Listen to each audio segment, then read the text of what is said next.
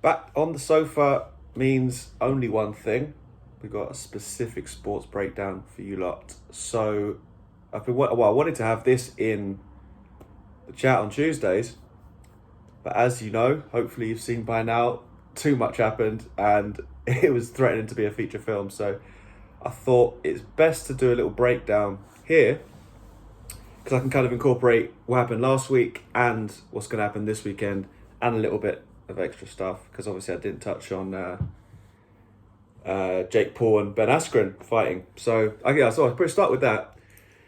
That fight to me, I mean, I haven't actually seen the fight. I've seen the knockout, which is I guess all you need to watch. Like going into it, obviously you know Jake Paul's at YouTube. Well, he started off doing YouTube. Obviously he's training boxing for the last 2 or 3 years. From all accounts, you know, reputable people who actually know boxing, he seemed like he was doing okay. So I think there's a misconception. There's a few misconceptions about Jake Paul, it seems. Whatever you think about him personally, I think clearly he can box. Clearly he can box. Okay, the fundamentals he clearly is able to throw hands and move. Now, obviously, because of who he is, he's getting a lot of praise, a lot of attention, a lot of money. So people are going to feel a certain way about it. But clearly he can fight to some basic level, better than you or I, probably, unless you're a boxer. So, yeah, the first 2 fights, fair enough, they were against, the first one was just another YouTuber, just a bit of banner, which he did win. And then he beat up an ex-NBA player. So now we moved into the athlete sphere. So initially we're doing YouTube, so that's fine. The two amateurs fighting each other is you see that down your local pub.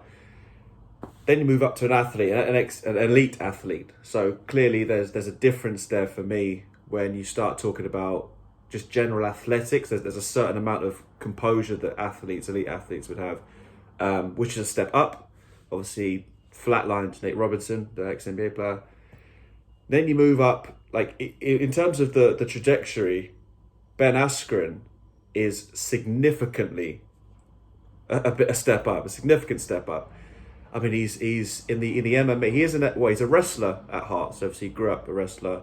NCAA Division I, which is the highest level in American collegiate wrestling. Went to Olympic wrestler. Then he moved into MMA, where he was unbeaten for forever. 4-time Bellator welterweight champion. 4-time one championship, which is over in Asia, champion. Undefeated. Obviously, based on wrestling, obviously in MMA, obviously wrestling is king. He was, all conquering. The UFC ended up doing a trade with ONE FC.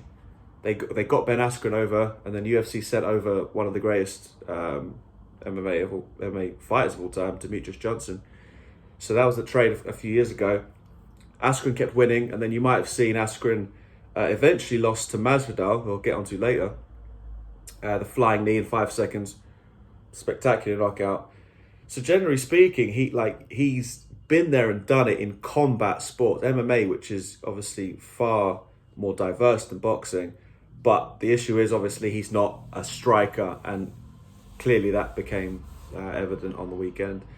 So there's a lot of kind of things about people feeling a certain way about Askren and the way he was acting. Like I don't think anyone really thought Jake Paul would be as good as he was against Askren,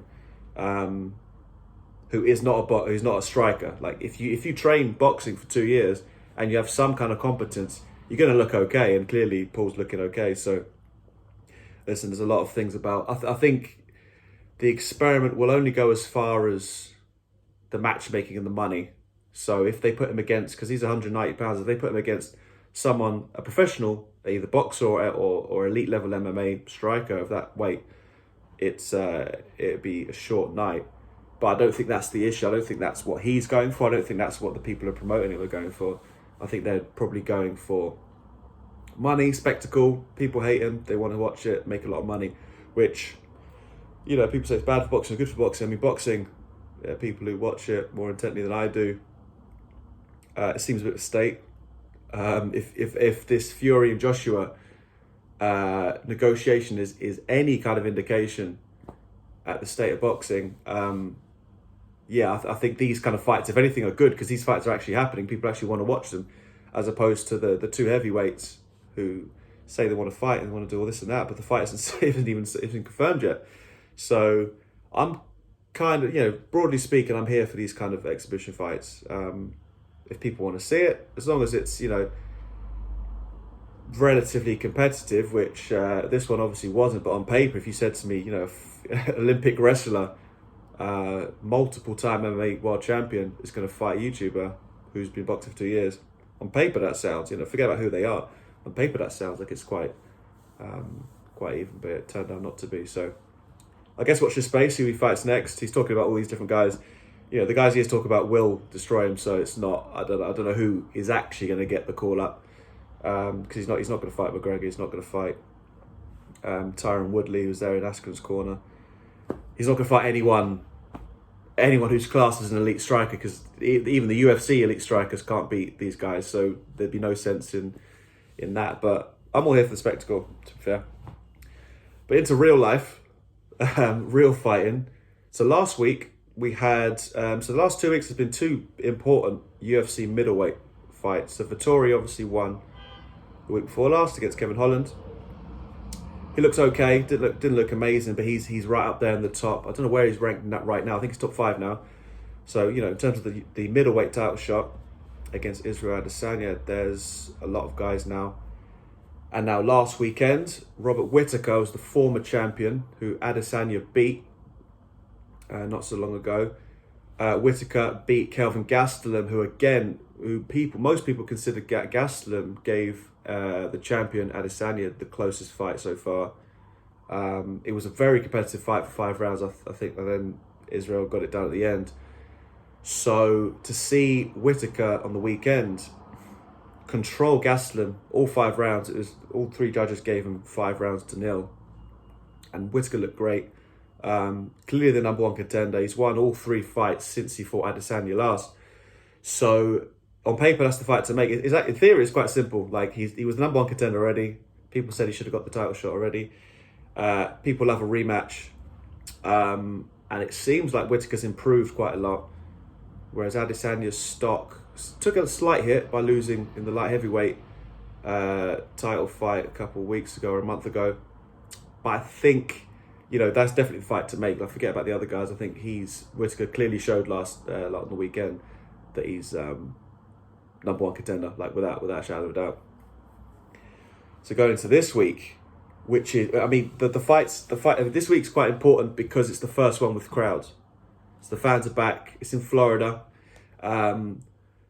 They're open. So Dana White's saying, right, we're going to go and fill these stadiums, because they've been fighting in the Apex Arena, which is kind of like a training center, which has been great. The last year or so, they've been having fights there consistently. No crowds, obviously. Smaller cage, smaller octagon. And they can do it COVID safe. They can get everyone in, fly everyone in and out. No big deal. So that's been great over the last year or so. So now we're back in stadium, 15,000 fans, and we've got 3 title fights. And I think all of them, even the two fights that aren't title fights that are on the main card, are pretty good. So at the beginning, you've got a guy called Jimmy Crute and Anthony Smith, who are both light heavyweights. Smith recently lost to John Jones, who was the light heavyweight champion. Kind of fell off a little bit after that. I think he lost 3 out of 4 after that. Whereas Jimmy Crute has got 17-2, I think he is. Really good record, like very, very good record. So I think for him, for Smith specifically, he needs to win this fight because he's lost. When you lose too many in a row, the UFC start looking at you and thinking, all right, let's start moving you on. So I think, but I see he's 36 as well. I think he's 36. So he's getting on a bit. Had some issues. He hasn't looked great. When he's lost recently, he hasn't looked great. So, he's fighting a young Jimmy Crute who, has got a good record, and he's on a decent win streak now. I think I haven't seen much of Crute, I'll be honest. I've seen Smith. He can look great and he can look demotivated. So watch this. I'm not going to give a prediction on that because I haven't seen enough of Crute for sure.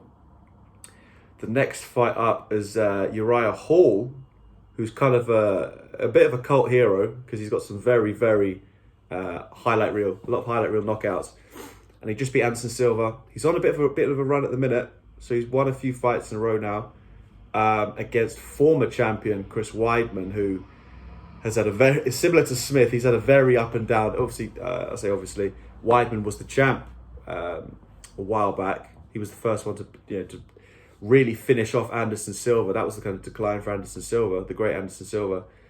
Weidman's kind of fluctuated between weight classes. He got finished at light heavyweight, so he's come back down to where he should be at middleweight. Managed to get a win his last time out. So these two for sure is another one of those win or go home sort of situations, I think, because in terms of a title run, which is what they're trying to do at this age, the 36, a lot of 36-year-olds out there. I think the winner's got a shot. If it's Hall jumps into that massively congested middleweight title shot picture, because if he gets another one, it's 4 in a row for Hall. So I think for both of them it's massively important. I think Weidman might, if Weidman gets finished, could be all she wrote, I think, because he's had a lot of knockouts, and when you get a lot of knockouts consecutively, UFC start to look at you and think this could be it for him. But yeah, that's on paper that could be a good fight because Hall's very entertaining. Weidman's more of a wrestler, but Hall's very entertaining, and he's on a win streak, so he's feeling confident. So a good start to the card before we get into 3 title fights. So you've got 2 women's title fights. So there's only 3 women's divisions: strawweight, flyweight, and bantamweight. Featherweight is technically another one, but there's not really a whole division of fighters in that one. So there's 3 main divisions, and the women fluctuate kind of between, because there's not much weight difference between the two. They have all kind of fought each other at this point. So the champion at this weight class at flyweight is Valentina Shevchenko.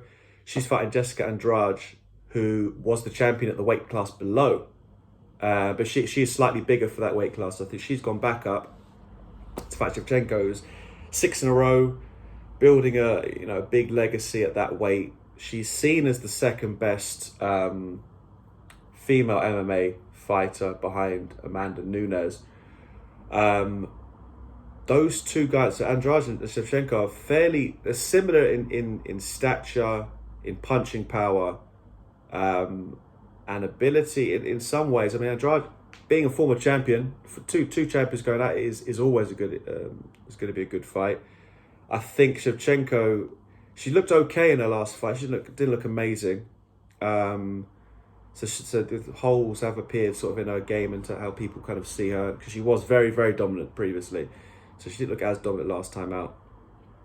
And then some of the strengths of the girl she beat, Jennifer Maia, are seen in Andrade, and Andrade's obviously a championship level fighter. So this could be a very, very good fight. And you could have a two-weight world champion in Andrade, which is kind of a bit of a subtext to this fight. I don't think people talk about it as much because they're focusing on Shevchenko more. So that's going to be extremely entertaining. Third fight out of 5 is a very, very interesting fight on this card, I would say. Co-main event is the fight I'm looking forward to most, having just watched Weili Zhang's last fight. So Weili Zhang is the champion at strawweight, which is the lowest possible weight in all of MMA, but in women's MMA. So she's the champion. She's going against Rose Namajunas, who was a former champion. So again, all these girls, especially these 4 who are in the 2 title fights here, have all kind of got common opponents. They've kind of beaten each other, and so in this strawweight championship fight, Weili Zhang from China, her last fight was, like, for me, certainly top 5 MMA fights I've ever seen, and it's seen as the greatest female mixed martial arts fight of all time, 100%. Absolutely amazing fight against Joanna Jędrzejczyk, who was the previous dominant strawweight champion. She was like the first. She's basically the pioneer of that division. She started it however many years ago. She was the first dominant champion, and she got beaten by Rose Namajunas, who's in the other fight just before. So again, and the previous no, sorry, Rose Namajunas is fighting Wei Li Zhang. So they both have common opponents now. So they're two of their fights they have each are against the previous champions. So there's a lot of comparisons to be made. So Wei Li was a 5-round back and forth 3-2 epic with Jędrzejczyk, and Rose Namajunas knocked Jędrzejczyk out, and then she won a decision over a fairly one side. I think it's 4-1 in the end. So if you know MMA math, sporting math, if one guy or girl beats another, therefore he should, doesn't really work that way.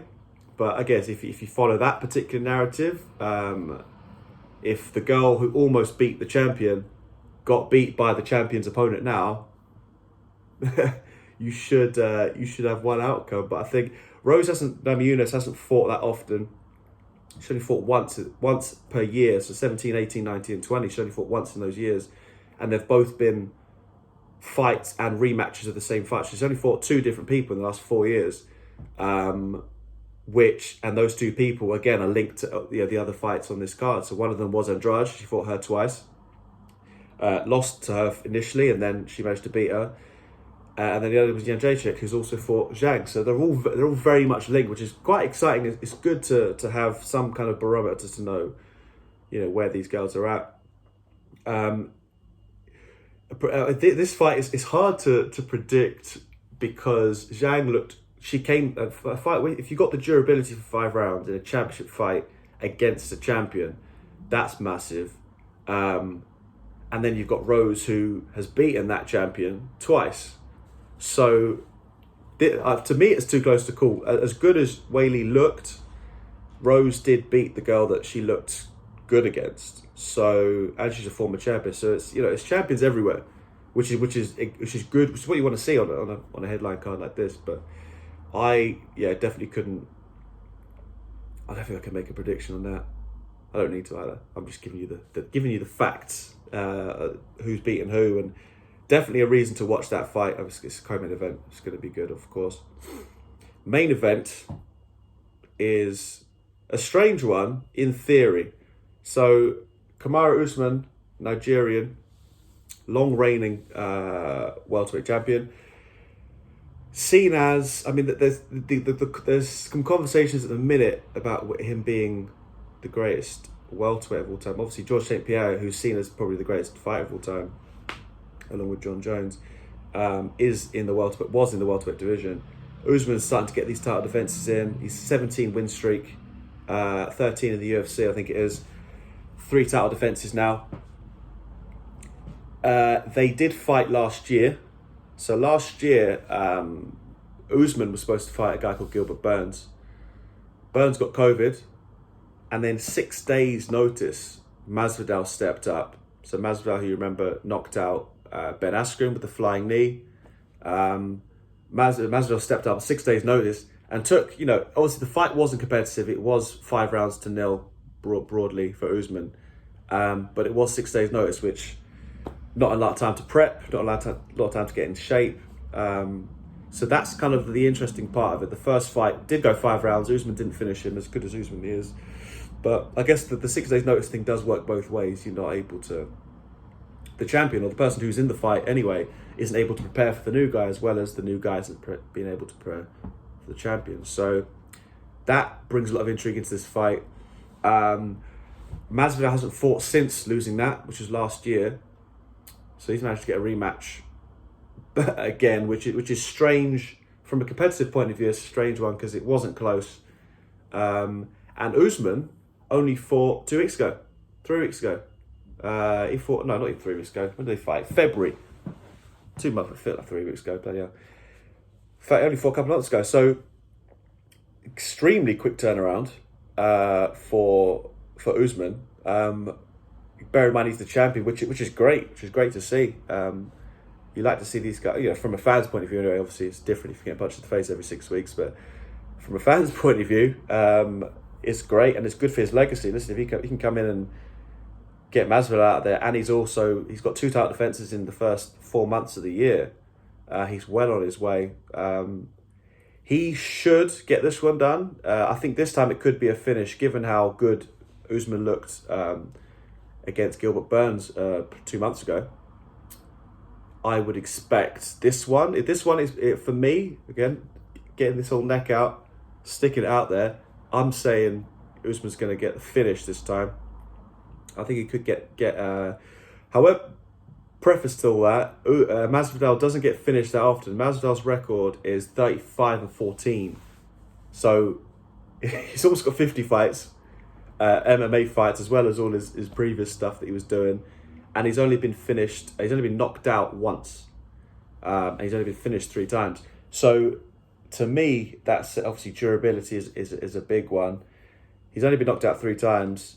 Usman had, he came in on 6 days' notice the last time, and Usman didn't get him out of there when Usman was in obviously prime shape, because he's going to fight Gilbert Burns, who was seen as the scariest guy around at the time.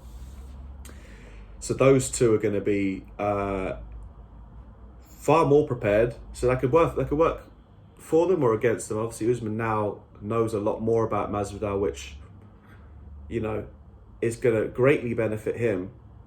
But then Masvidal's going to be in much better shape, and he's going to have a little bit of information, because he's now obviously fought Usman last summer, and he's seen Usman fight just 2 months ago. So both of them are going to be much better. The fight could end up being better than I think. But I think, given how great Usman is, we could see a finish.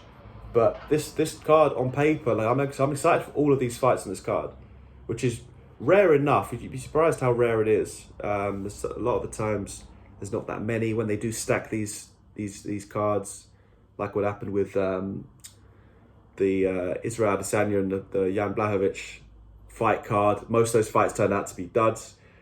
A lot of the time when they stack them, they kind of become disappointments. But this one, I'm hoping is going to be a good one. So all in all, excellent fight card, and excellent kind of short term for the UFC, because we've got the lightweight championship that Khabib gave up.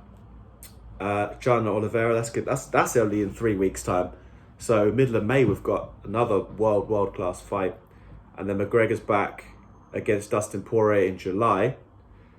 So listen, the UFC landscape, and obviously we've got crowds back as well, so that's going to add a huge dynamic, because I think watching it, as I've seen this year, watching some of these great fights in empty arenas, obviously you see the fight and that they're professionals, they're going to fight, they're going to do what they can, but having the crowd energized, going back and forth, reacting to a lot more stuff, it's gonna change. Like in all sports, it's gonna change.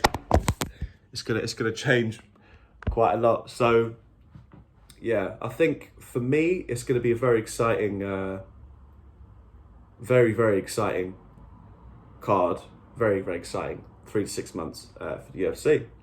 So yeah, thought I'd jump in and do a specific breakdown, because if I added this in, it's just going to be too long. Adding to the chat.